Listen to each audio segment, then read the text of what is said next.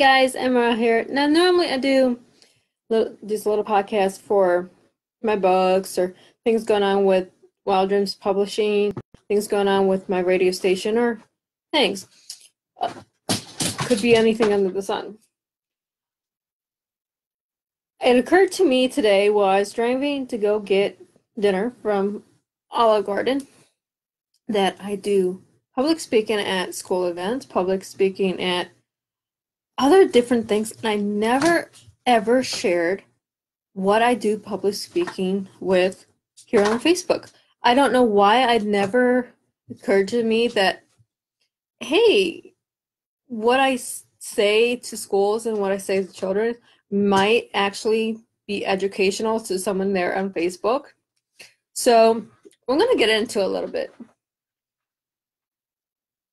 Oh, and I'm having a very emotional week, so I'm going to try to do this without bawling up and crying and all this other stuff, because the message really needs to be heard, and a lot of people don't understand it. So when I go into the schools, talk to kids, and the first thing I say is, no one in here is a victim. Why do I say that? This is something my grandfather taught me. No matter what you survive, you're not a victim. You're a survivor. And here's why. If you're living, you're a survivor. This is coming from a World War II veteran. No, he was only a merchant marine. He served on the naval vessels going back and forth with supplies and stuff. But it's something that is true no matter what.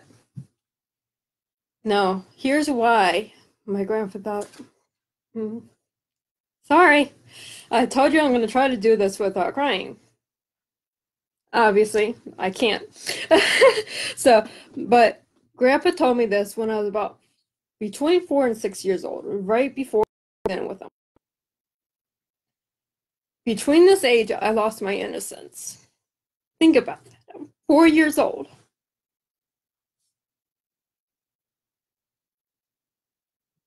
Four.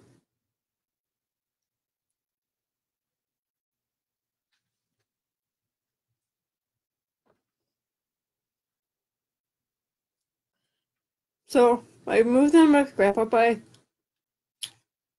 first semester of kindergarten.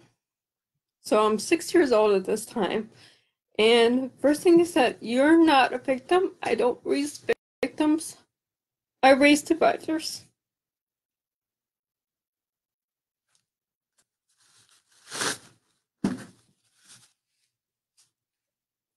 So at age of 6, we started doing flea market days on Saturdays.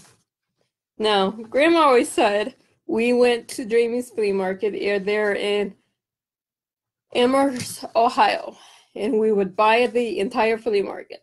Yeah, true. We came back with lots of awesome stuff, but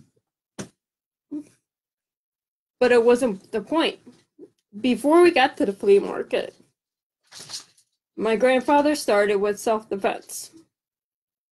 Now, he used to do judo with Les Physiqua, and I hope I pronounce that right. He also was into martial arts, not so much MMA, but karate and stuff. So I started my education with self-defense at age of 6. Now, Grandma didn't know this.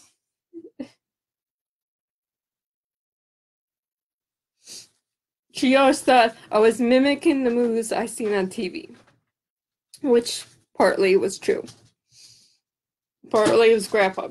Grandpa encouraged me. Grandma wanted me to be a ballet dancer. Now, anyone that knows me knows I hate dancing unless it's line dancing. I didn't like it when I was little. I don't like it now. And ballet, unless I'm watching the Nutcracker, I'm not going to watch it. Sorry. That's just me. Love the Nutcracker. Anything else, ballet, it's not for me. So at 6, we started martial arts. little things. Then Grandpa Lyons, little bit, started with boxing. So here I am, a small child, learning to defend myself. Okay, why? Get into school, and then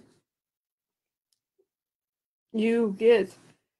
My natural personality is to be quiet, shy, withdrawn, and that's me. Really. Shy, quiet, withdrawn, not really too much of a people person, not good with public speaking. That's my personality. That's my normal. What I do here, this is me putting on a phrase and go get him. But anyone that is in my inner circle knows I'm not a really outgoing person unless I'm wanting something, and then I go play with the sharks, as everyone tells me. So we get into third, fourth grade.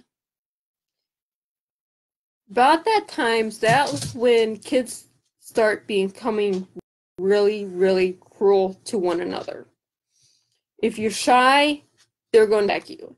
If you're withdrawn, they're going to attack you. If you do better than they do, they're going to attack you. Now, this is back in the 80s, early 90s. Kids nowadays take what I went to, being called every name under the sun, having your books tossed around the room or on the floor. That was normal bullying, being pushed into the lockers. Now you go into the cyberbullying. Luckily, my daughter has not been affected by this. So many other children has. And it's insane because we put so much emphasis on words, on other people's actions, and we don't really put the same effort in ourselves.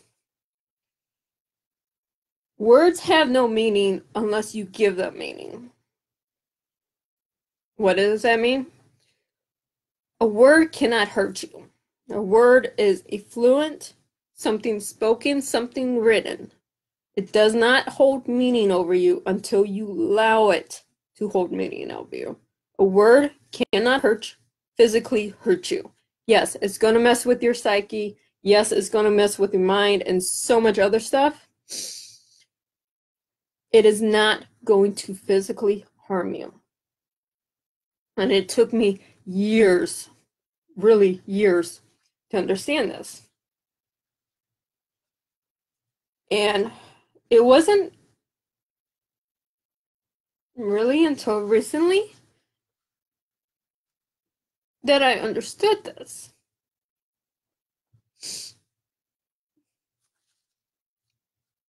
Sorry, very emotional week, and I normally hold myself together a lot better when I give these speeches to the young ones. And it's usually a lot more entailed and a lot more in-depth, but I'm doing an overview really quickly. But words have no meaning unless you give them meaning. Someone calls you a name. Why are they calling you that name? Is it important to you to find out? Probably not. Seriously, someone calls you stupid.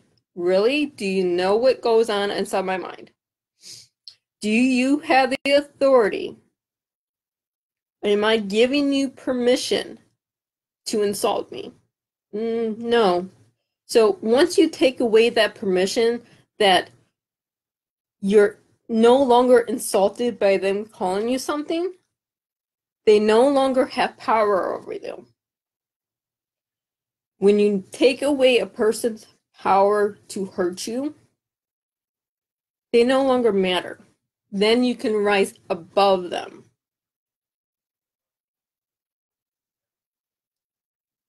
I'm on a webcast, honey. When you rise above a bully, they're still a bully. They're always going to be mean. They're going to be insensitive. They're going to do a lot of things. They can't hurt you unless they go from a verbal attacking you to a physical attacking you. They can't hurt you. If you know how to defend yourself from physical attacks, they can't hurt you there either. Seriously, we put so much emphasis on what people think. Oh my God, they offended me. They're doing this. Their words, whatever. If the person offends you, take them and cut them out of your life. You don't need them. If they're insulting you, you don't have to communicate with them. You don't have to. You take away their power.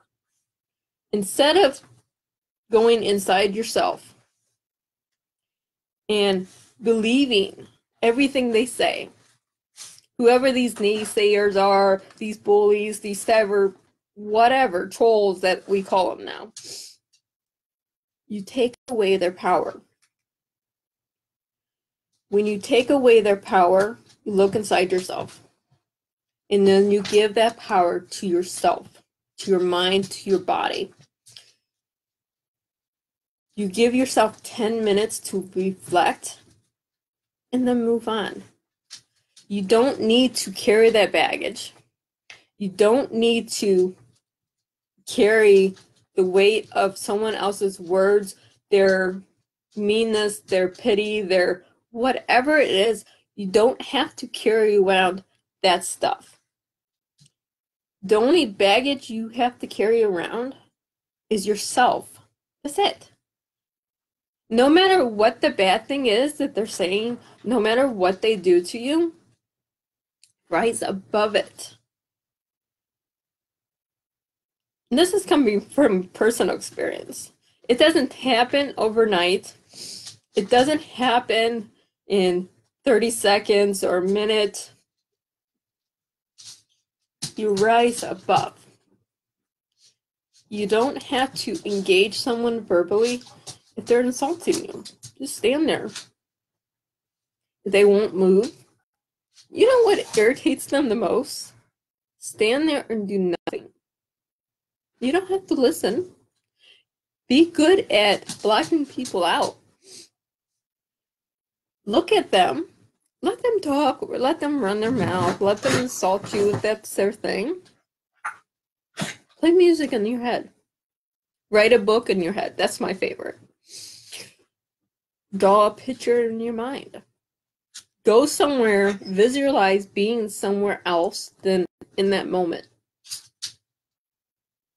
You don't have to listen to them. Their words mean nothing until you give them substance. When you start believing their words, that's when they hurt. When you no longer care, I can see some of them. I'm not really paying attention to my screen too much, but you cannot give people power over you. You have to keep that power for yourself. Now I'm completely lost track of what I'm saying. You cannot go through life listening to other people. You're never going to advance yourself leaving the negative thoughts of someone else. They tell you you can't. Okay, that's their opinion. Their opinion is worth nothing because you're not going to allow their opinion to dictate what you do, how you write, how you act, how you dress, how you talk. Their opinion does not matter until you give them permission in your mind to hurt you. Then their opinion matters. Why do we do this? Personally, I have no idea. I'm guilty. I have let people do this to me, and quit. I quit listening to people. I quit listening to the negative. Now, here's what happens when you quit listening to the negative. You write books. I'm an author. I have 3 books out. Very proud of my books. I have 5 coming out this year. That's including 2 short stories.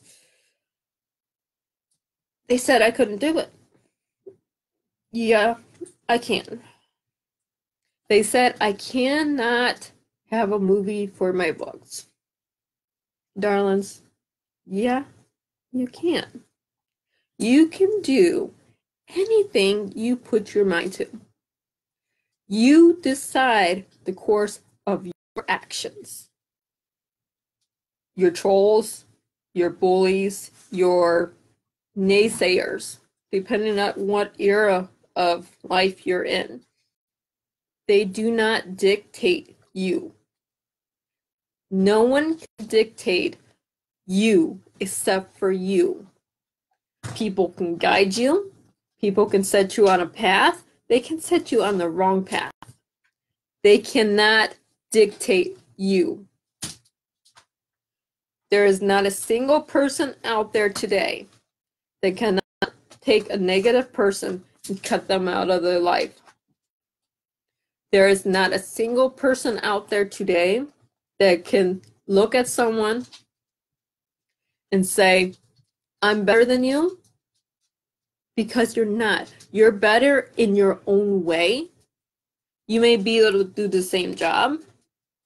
You may be able to do same artwork, whatever. You are not better than someone else. You're only better than the self that you were yesterday.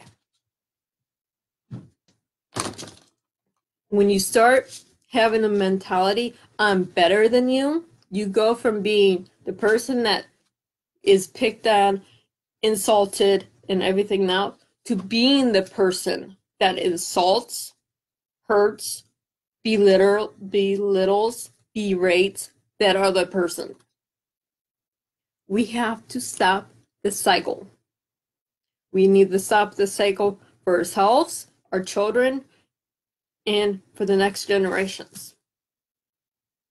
But it starts with us first.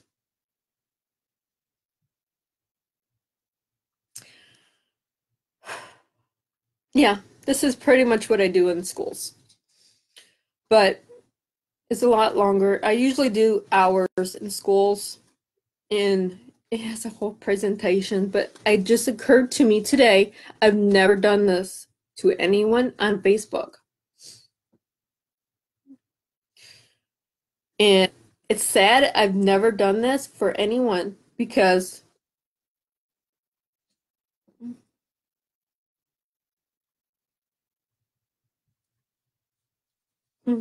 I aim. No, that makes perfect sense to me. But we see this as authors. We see this as pillars of the community. We see this as parents. We send their kids to school. We hear about the bullying. If we weren't bullied ourselves in school, we hear on TV about, Ellie, stop. Sorry, I have a dog and a couple dogs with me today. We hear about this one being raped, that one being raped, this being abused. We hear about all the negatives, but we don't put emphasis on is correcting the problem.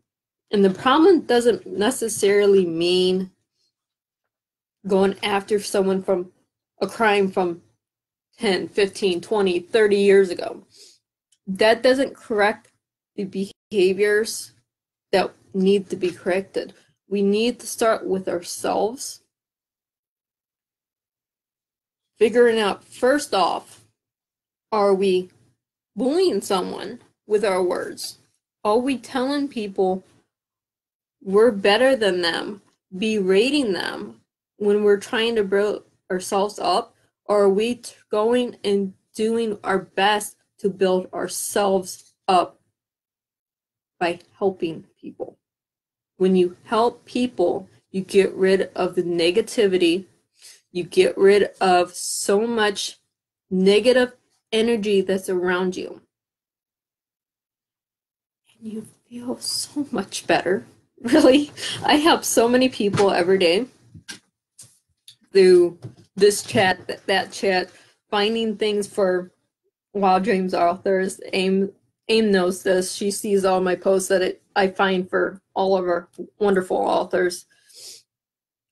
Here's things for you to do. This is what I do. I find things for you. That's my way of helping, of my way of giving back. I go into the schools, and if I can help one student, one teen, get rid of the feeling of being alone, then I've done some good. That's my daily goal. Help one person. If I can help one person every day, that's 365 people I can help in a year. I'm doing great. Doesn't have to be a major life-changing event. But when we go and we start trolling people, we start, well, you can't do this. Your book isn't good enough. Your art isn't good enough. Your dress isn't fashionable enough. When we start doing that to other people to build ourselves up, there's a problem. When we start letting people's words get to us, internet comment, hit delete. Really, it means nothing. Do we know each other and personally? Do we know everyone on Facebook? How many people on Facebook have we met face to face, over the phone, Skype? Maybe 24, if that's fair. 2,000, maybe 100 of you. We're talking friends and family that we grew up with. The other 3,000 people we know on Facebook, their comments only mean what we want them to mean. For kids, social media is a double-edged sword. They want to know 10,000 people, but they don't want 10,000 negative things. Well, then don't say 10,000 negative things. Say one positive thing to a video. Like it, move on. The words have no meaning unless you give them meaning. Negativity has no hold on you unless you allow it. The best advice I can give to anyone is leave the negative people in your past. Don't look back. You don't need to. Don't hold them with you. Cut the strings. Move on. Walk away. There is no shame in walking away. There's no shame into listening to someone rant and rave because you have no choice and not listening to a word they say. There's no shame in that.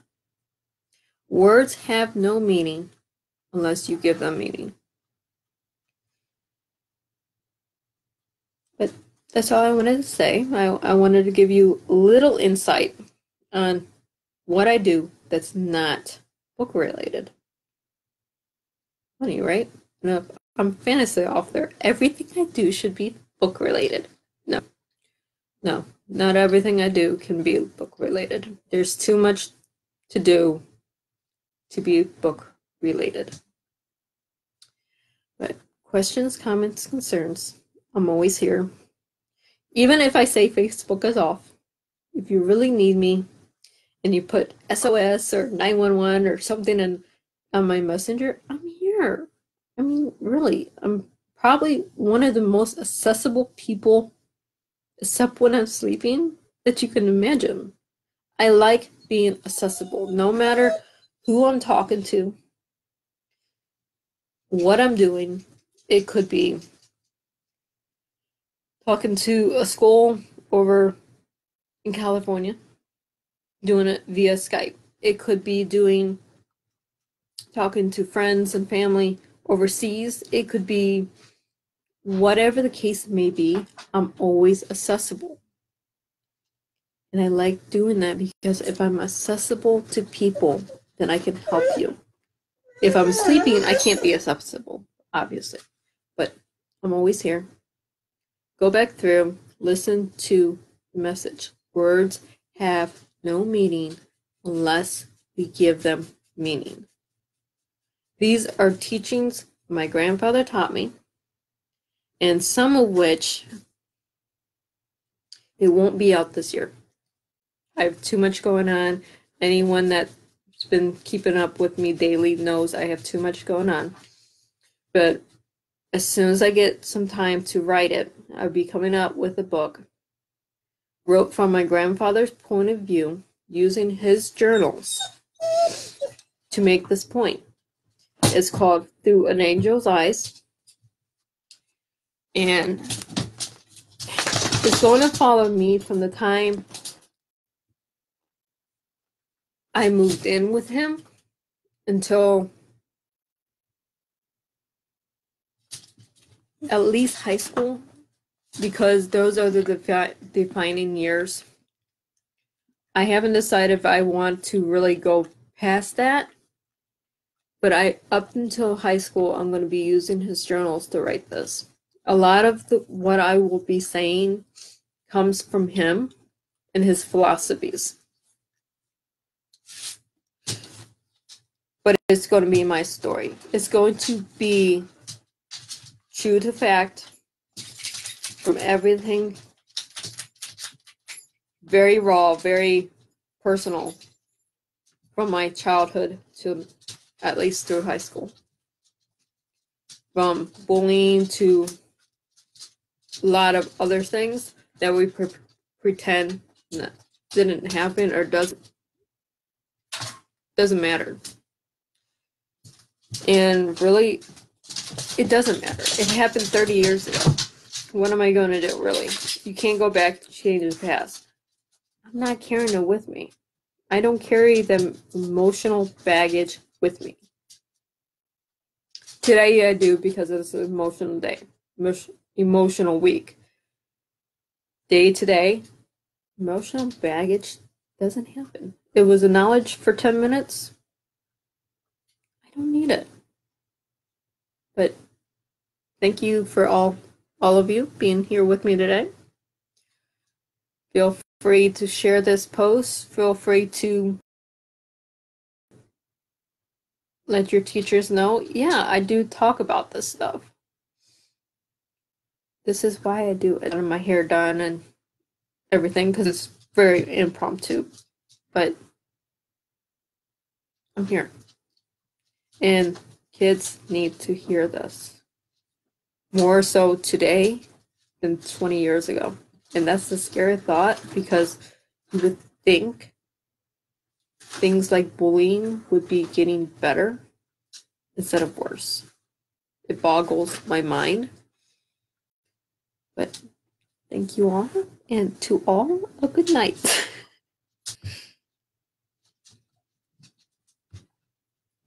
Maybe. There you go.